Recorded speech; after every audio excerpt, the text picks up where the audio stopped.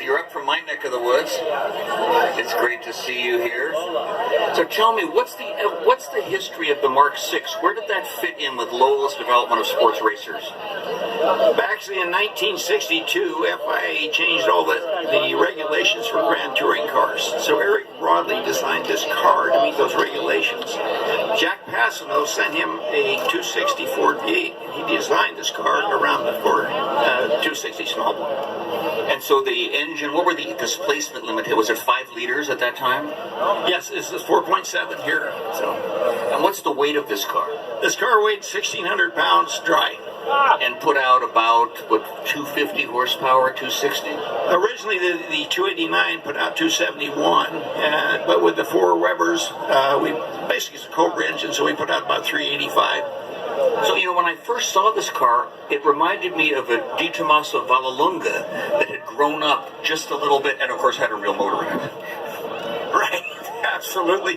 What's it like to drive this car? This car is an incredible car. It just makes you want to mash the throttle. I mean, it's so it handles so well that you just want to go fast. What's the history of this car? How did it come to you? This car here was a car that was actually in the London Racing Car Show in January of '63. It was the absolute star of the show. And so consequently, it was written up in every magazine throughout the world. And so because of that, that's where I first saw the car. In '63? Yes, exactly. And then I went to Europe with Carroll Shelby, racing the Daytona Coups. And I was also a mechanic on the Ford GTs, and I was working in a shop right next to Lola Cars.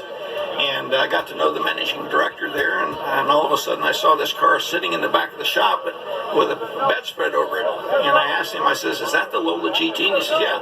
Anyhow, bottom line, I looked at it, and my goodness sakes, I was like being in love. And so consequently I said, "You think Eric could consider selling this?" And he said, "Well, if he ever would, it would be now." He says, they had just come out with a T70, and they had so many cars to build. He said, so any bottom line, I offered $3,000. They said, "Okay, if you get it out of there before Eric got back from Indianapolis." And you've had it ever since? 54 years. Congratulations, and it's great to talk to you.